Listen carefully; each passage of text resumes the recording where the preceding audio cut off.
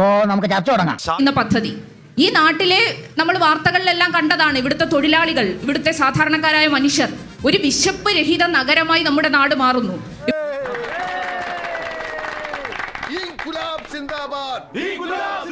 തന്നെ സൂചിപ്പിച്ചു, കൊല്ലത്തെ LDFന്റെ നേതൃത്വത്തിലുള്ള കോർപ്പറേഷനിലെ ഭരണസമിതി നടത്തിയിട്ടുള്ള പ്രവർത്തനങ്ങൾ ഈ നാട്ടിലെ വളരെ സാധാരണക്കാരായ ജനങ്ങൾക്ക് മനസ്സിലാകുന്ന പോവർട്ടി ഇറാഡിക്കേറ്റ് ചെയ്തു എന്നും പറഞ്ഞ് നിങ്ങൾ PR വർക്ക് നടത്തുമ്പോൾ ഇവിടെ നിന്ന് 2 കിലോമീറ്റർ 1.5 കിലോമീറ്റർ അപ്പുറത്ത് പുള്ളിക്കട കോളനി എന്ന് പറഞ്ഞൊരു കോളനി ഉണ്ട്.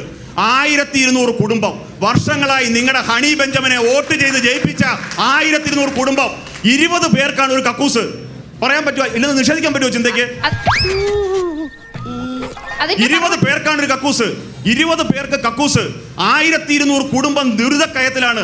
മഴ പെയ്തു കഴിഞ്ഞാൽ ഉള്ള പകർച്ചവ്യാധികൾ മൊത്തം പിടിപെട്ടുകയാണ്. ജനങ്ങൾ കഷ്ടപ്പെടുകയാണ്. ഒരു ചെറിയ കാര്യം, നിങ്ങൾ ഇവിടെ വികസനം കൊണ്ടുവരുന്നു എന്ന് പറയുന്നില്ലേ? എൻ്റെ ചോദ്യം ഇതാണ്. ഇത് ലോകമറിയുന്ന ഒരു സിനിമാ വ്യവസായിയുടെ ജന്മനാടാണ്. അച്ചാണി രവി എന്നറിയപ്പെടുന്ന രവി മോലാളിയുടെ ജന്മസ്ഥലം കൊല്ലം മഹാത്മാഗാന്ധി പാർക്കിൽ ഡോക്ടർ സക്കീർ ഹുസൈൻ ഉദ്ഘാടനം ചെയ്ത മഹാത്മാഗാന്ധി പാർക്കിലൂടെ സഞ്ചരിച്ചു. കടലിൻ്റെ കാറ്റിനേക്കാൾ അദ്ദേഹത്തിന് ഇഷ്ടമായി തോന്നിയത് അവിടെ ആയിരക്കണക്കിന് റോസാപുഷ്പത്തിൽ നിന്നും തൻ്റെ നാസാരത്തിൻ്റെ കീഴിൽ തുളഞ്ഞു കയറിയ ആ സുഗന്ധപൂരിതമായ വായുവായിരുന്നു. അദ്ദേഹം തിരിച്ചു വന്ന് റൂമിൽ വന്നിട്ട് ഒരു പാട്ടെഴുതി. ഇവിടെ കാറ്റിന് സുഗന്ധം, ഇതിലേ പോയത് വസന്തം. കൊല്ലം മഹാത്മാഗാന്ധി പാർക്ക് 30 വർഷം ഭരിച്ചപ്പോൾ അദ്ദേഹം എഴുതിയ വേറൊരു കവിതയുടെ സമാനമാക്കി. കാട് കറുത്ത കാട്, മനുഷ്യനാദ്യം പിറന്ന വീട്.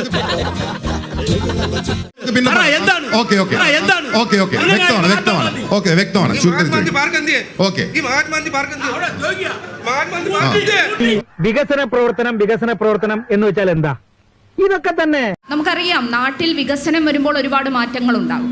ഇപ്പൊ പണ്ടത്തെ ഒരു റോഡല്ല നമ്മളിപ്പോൾ കാസർഗോഡ് തൊട്ട് എങ്ങനെ അളിനതൊന്നുകൂടി പറഞ്ഞേ. ഏത് ഇപ്പൊ പറഞ്ഞില്ലേ? ഇപ്പൊ പണ്ടത്തെ ഒരു റോഡല്ല നമ്മളിപ്പോൾ കാസർഗോഡ് തൊട്ട് തിരുവനന്തപുരം വരെ സഞ്ചരിച്ചാലുള്ളത്. ഒരു 6 മാസം കഴിഞ്ഞാൽ ഇതായിരിക്കില്ല. മനോഹരം, ഗംഭീരം. അപ്പോൾ വലിയ മാറ്റം നമ്മുടെ നാട്ടിലുണ്ടാകും. നിങ്ങൾ എന്ത് വെറുപ്പിക്കലാണ്? ഭയങ്കര വീട്ടിലാണല്ലോ നിങ്ങളെ വീട്ടില് വെറുപ്പിച്ചാ പോലെ. അപ്പം ആ മാറ്റത്തിന്റെ ഭാഗമായിട്ട് നമ്മൾ എവിടെ പരിപാടി അവതരിപ്പിച്ചാലും ഇതാണല്ലോ അവസ്ഥ. ചില പ്രദേശങ്ങൾക്കകത്ത് വികസനം വന്നതിന്റെ ഭാഗമായിട്ടുള്ള മാറ്റങ്ങൾ ഉണ്ടായിട്ടുണ്ട്. പക്ഷേ ഇതാണോ? അതെ, എന്താ കുഴപ്പം? പക്ഷെ ആ വികസനത്തെ മുൻനിർത്തിക്കൊണ്ട് വികസനം നടക്കുമ്പോഴും അത് ഡെയിലി എക്സർസൈസ് ചെയ്യുന്നുണ്ടോ? നമ്മുടെ സാംസ്കാരിക ഇടങ്ങൾക്കും സാംസ്കാരിക കേന്ദ്രങ്ങൾക്കും അവസരം വേണം എന്ന കാഴ്ചപ്പാടിന്റെ അടിസ്ഥാനത്തിലാണ് വി പാർക്ക് പോലെയുള്ള ലോകത്തിന് തന്നെ മാതൃകയാകുന്ന പദ്ധതികൾ ഇവിടെ നടപ്പിലാക്കാൻ സാധിച്ചിട്ടുള്ളത്. യഥാർത്ഥത്തിൽ പാതാളെന്നല്ലാണ്ട് പിന്നെ എന്ത് പറയാൻ. എൻ്റെ പേര് മീര റാണി. ഞങ്ങളുടെ MLA മുകേഷ് സാറാണ്. കണ്ടിട്ടില്ല.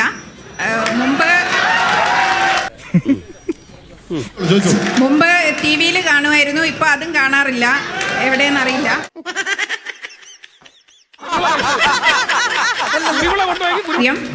ഡെവലപ്മെന്റിന്റെ പേരിൽ 57 കോടി രൂപ MLA മുകേഷ് സാർ അവർ കൊണ്ടുവന്ന ആശ്രാമത്തെ ജൈവ വൈവിധ്യ ഒരു കല്ല് പോലും എടുത്തു വെച്ചുകൂടാത്ത സ്ഥലത്ത് ഒരു വലിയ സമുച്ചയം കെട്ടിപ്പടുത്തുയർത്തി.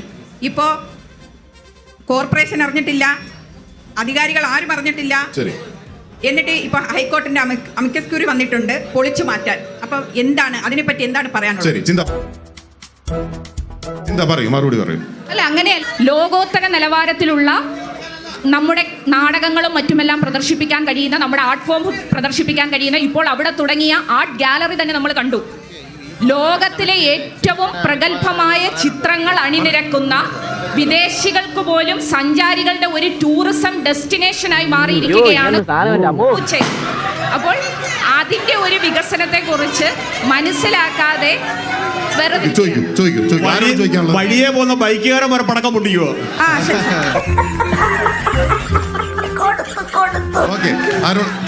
പറഞ്ഞോളൂ. ആരോട് ചോദിക്കാനുള്ളത്? പൊതുവെ ആരോടാ? സ്പെസിഫൈ ചെയ്ത് ചോദിച്ചോളൂ. ജീൻ ദേവിനോടാണോ? അതെ. ജീൻ ദേവിനോട് ചോദിച്ചോളൂ. ആശ്രമ മൈതാനത്തെ നായകളുടെ ശല്യത്തെ പറ്റി പറഞ്ഞു. ആശ്രമ മൈതാനത്തിൻ്റെ അടുത്താണ്, ആശ്രമ മൈതാനത്തിനടുത്തുള്ള ഒരു നിവാസിയാണ് ഞാൻ, അവിടാണ് ഞാൻ ജീവിക്കുന്നത്. നിലവിൽ അങ്ങനെ നായശല്യമൊന്നും ആശ്രമ മൈതാനത്തുള്ളതായിട്ട് എനിക്കറിയാം. സത്യം അത് വിവരക്കേടുണ്ടോ? മറ്റൊരു ഒരു കാര്യം കൂടെ ചോദിക്കാണ്ട് കാര്യമെന്ന് പറയുന്നത് പുള്ളിക്കട നിവാസികളുമായി ബന്ധപ്പെട്ടുകൊണ്ട് ആദ്യം തന്നെ എനിക്ക് സൂചിപ്പിക്കാനുള്ള ഒരു കാര്യം, കോളനി എന്ന് പറയുന്ന പദം മാറ്റി, കോളനി എന്ന് പറയുന്ന ഒരു പദം മാറ്റി. അപ്പൊ ഇവിടെ നിങ്ങൾ നിരന്തരം കോളനി കോളനി എന്ന് വീണ്ടും അഡ്രസ് ചെയ്തോണ്ടിരിക്കുകയാണ്. മാഡത്തിന്റെ പാർട്ടിയുടെ വിയറ്റ്നാം കോളനിയാ പുള്ളിക്കട കോളനി. മാഡത്തിന്റെ പാർട്ടിയുടെ വിയറ്റ്നാം കോളനിയാ പുള്ളിക്കട കോളനി. ഇനി രണ്ടാമത്തെ കാര്യം, ചിന്തയുടെ കൂടെ കാറിലായിരിക്കും മാഡം വന്നത്. അതുകൊണ്ടാണ് മാഡത്തിന് പട്ടിയെ കാണാഞ്ഞത്. മനസ്സിലായില്ലേ? അതുകൊണ്ടായിരിക്കും മാഡത്തിന് പട്ടിയെ കാണാഞ്ഞത്. കിട്ടിയല്ലോ ഇവിടെ മാഡം പറഞ്ഞല്ലോ. ഒരു മിനിറ്റ് അദ്ദേഹം പറയട്ടെ. വ്യക്തിപരമായി എടുക്കണ്ട.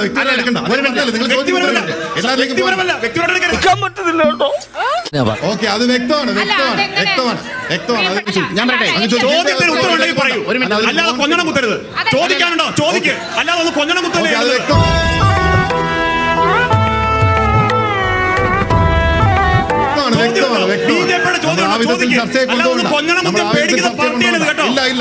എന്റെ കൂടെ കാറിൽ വന്നതുകൊണ്ടാണ് അവർക്കത് ഉണ്ടായത്. അതിന്റെ മറുപടി പറയാൻ ആ കുട്ടിക്ക് അവസരം. നമ്മുടെ പയ്യനാ ഞങ്ങൾക്ക് തരാന്ന് പറഞ്ഞ തൊഴിലവസരം എവിടെ?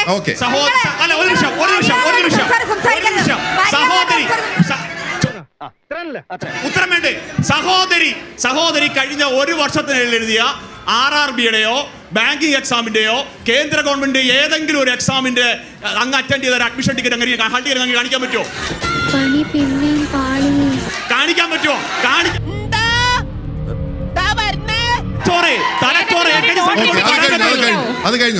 കേന്ദ്ര ഗവൺമെന്റ് ഇറക്കിയ ഏതെങ്കിലും ഒരു നോട്ടിഫിക്കേഷൻ കാണിക്കും. നോട്ടിഫിക്കേഷൻ ഉണ്ടെങ്കിലല്ല അപ്ലൈ ചെയ്യാൻ പറ്റൂ.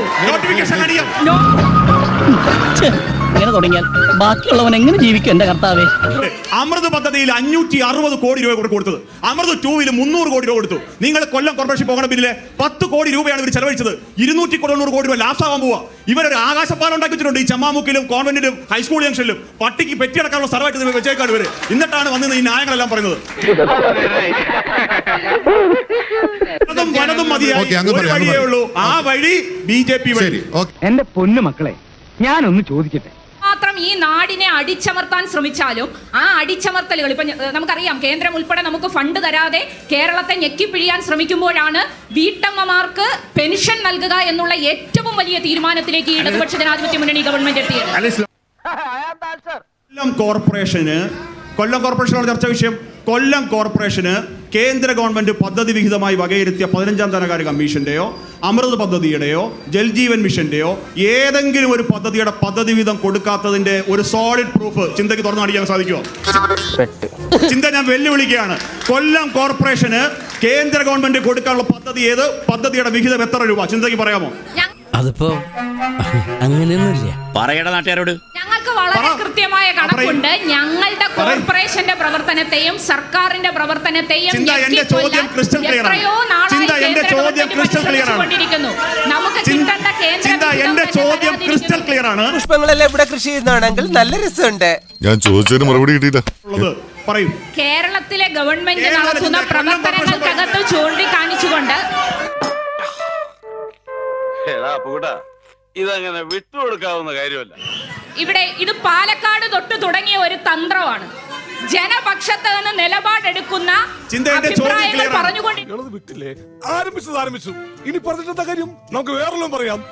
BJPയുടെ പ്രവർത്തകർ ഇങ്ങനെ സംഘടിച്ചു നിന്ന് കായികമായി അറ്റാക്ക് ചെയ്യാൻ വന്ന ഇത് കേരളമാണെന്ന് ഓർമ്മ വേണം.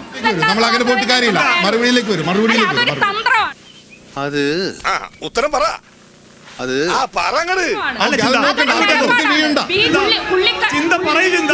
ഏത് പദ്ധതി? അമൃതാണോ, ജൽജീവനാണോ, സൗഭാഗ്യ യോജനയാണോ, ആവാസ് യോജനയാണോ? ഏത് പദ്ധതി? ഇനി കക്കൂസ് പണിയാനാണോ? ഏത് പദ്ധതി?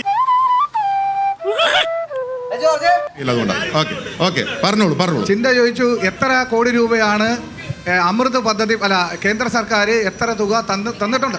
അല്ല പറയട്ടെ, രേഖ കാണിച്ചു തരട്ടോ, വിവരാവകാശ രേഖ. കേട്ടോ. ആദ്യത്തെ ചോദ്യം, പ്രധാനമന്ത്രി ആവാസ് യോജന പ്രകാരം 2019 ജൂൺ 1 മുതൽ 2025 മെയ് 1 വരെ കൊല്ലം കോർപ്പറേഷനിൽ നിന്ന് എത്ര പേർക്ക് വീട് വെക്കുന്നതിന് ആവശ്യമായ തുക അനുവദിച്ചിട്ടുണ്ട്? ഞാൻ മറുപടി, നിങ്ങളുടെ കോർപ്പറേഷൻ സെക്രട്ടറി കള്ളനാണോ?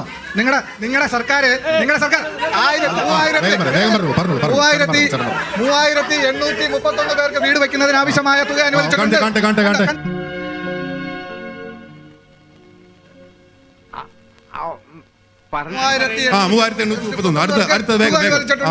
അമൃത് പദ്ധതി പ്രകാരം 2019 ജൂൺ 1 മുതൽ 2025 മെയ് 1 വരെ അമൃത് പദ്ധതി പ്രകാരം കേന്ദ്ര സർക്കാരിൽ നിന്നും കൊല്ലം മുനിസിപ്പൽ കോർപ്പറേഷനിൽ എത്ര തുക ലഭിച്ചിട്ടുണ്ട്?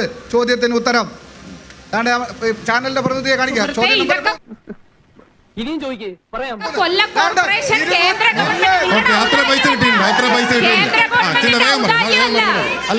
ഇത് കേന്ദ്ര ഗവൺമെന്റിന്റെ ഔദാര്യമല്ല.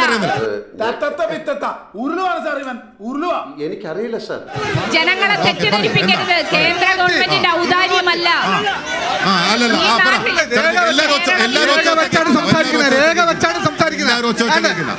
കൊല്ലം കോർപ്പറേഷന് 268.308 കോടി രൂപ കേന്ദ്ര സർക്കാർ നൽകിയിട്ടുണ്ട്. അതിൽ എത്ര ഈ ഇരിപ്പിൽ അങ്ങോട്ട് സമാധിയായാൽ മതിയായിരുന്നു. അത് കൊള്ളാം. തുക ചെലവഴിച്ചിട്ടുണ്ട്? 24 കോടി 51 ലക്ഷത്തി 61,000. ഇങ്ങനെ നാറാനൊരു ചങ്കൂറ്റം വേണം കേട്ടാ. ഏറ്റവും പ്രധാനപ്പെട്ട കാര്യം, ഇവിടെ കേന്ദ്ര ഗവൺമെന്റ് കൊല്ലം കോർപ്പറേഷന് ഔദാര്യം നൽകിയ കണക്കാണ് ചോദ്യകർത്താവ് പറയുന്നത്. ഞാൻ ഈ ദിവസങ്ങളിലൊക്കെ കുറച്ച് വീടുകളിലൊക്കെ ഗ്രഹസന്ദർശനത്തിന്റെയൊക്കെ ഭാഗമായി പോയി. അപ്പൊ ചിലയിടത്തു നിന്നൊക്കെ ഉണ്ടാകുന്ന അനുഭവം എന്ന് പറഞ്ഞാൽ കോർപ്പറേഷൻ കിടപ്പ് രോഗികൾക്ക് നൽകിയ കട്ടിലിനകത്ത് ഉൾപ്പെടെ പ്രധാനമന്ത്രിയുടെ ഫോട്ടോ ഒട്ടിച്ച് കൊടുക്കുന്ന സമീപനം പാവപ്പെട്ടവര് പൊതിച്ചോറുകൾക്ക് സ്റ്റിക്കർ ഒട്ടിക്കുന്ന പാർട്ടിയായി പറയുന്നത്. ഞങ്ങൾ അങ്ങനെ ഒരിക്കലും ചെയ്തിട്ടില്ല.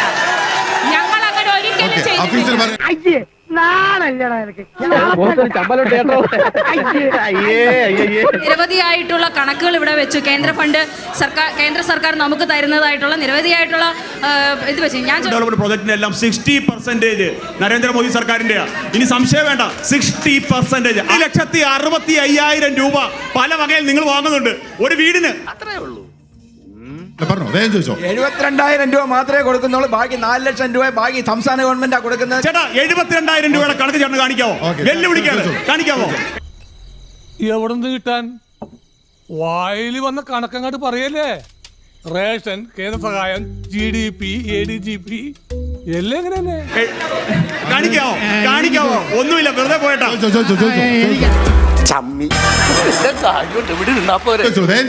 14 യുവജനക്ഷേമ കാര്യസമിതി റിപ്പോർട്ട് മാഡം ഇതേണ്ട ലക്ഷക്കണക്കിന് രൂപ നിങ്ങൾ ശമ്പളം വാങ്ങിച്ചോണ്ട് പോയതാണ്.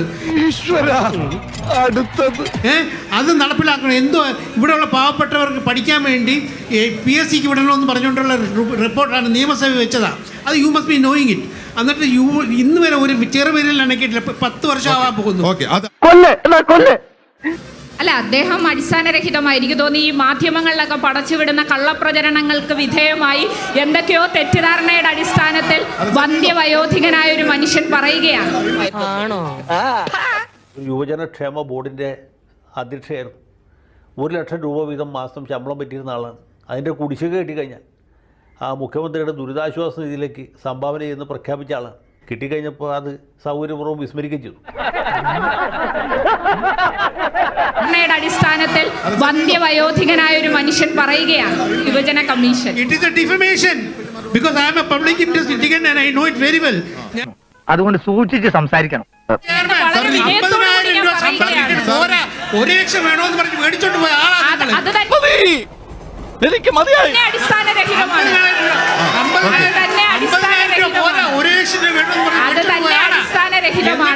ഇന്ന് വരെ ഒരു ചെറിയ അടക്കിയിട്ടില്ല.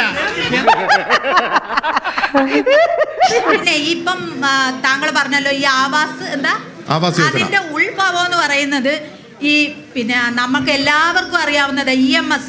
ആ മനുഷ്യൻ ഒരുപാട് ഈ നാട്ടിന് വേണ്ടി നിർത്തും. അതിന്റെ ഉത്ഭവം EMS ഭവന പദ്ധതി എന്നാണ്. ഭയങ്കരം തന്നെ. EMS എന്നാണ് സഹോദരി കേന്ദ്രം ഭരിച്ചത്. നിങ്ങളുടെ പാർട്ടി രാജ്യം ഭരിച്ചിട്ടില്ല. ഇപ്പൊ ആകെ ഇവിടെ ഉള്ളു കന്നഡ തരി. ബീഹാറിലും കെട്ടു. ഇനി ഞാനിവിടെ നിന്ന് ഡയലോഗ് പറഞ്ഞ കരഞ്ഞു പോകും. ഉസ്മാനെ രക്ഷപ്പെട്ടോ.